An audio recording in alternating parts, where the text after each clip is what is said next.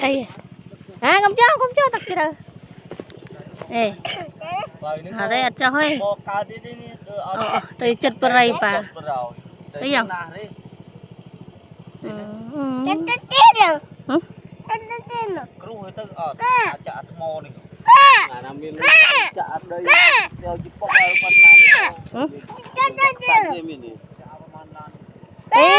chặt sạch năng tụi bay bệnh má vì này má của việc phong nó bùn à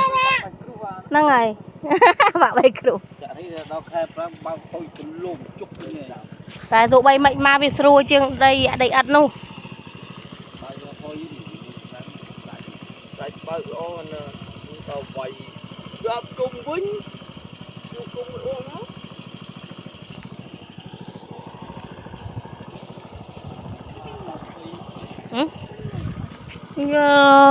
khó cười khó ai nhé liền y khờ đó sẽ ông mà chơi hả nhằng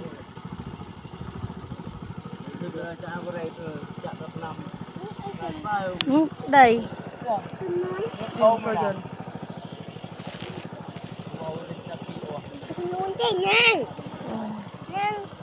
Hãy subscribe cho kênh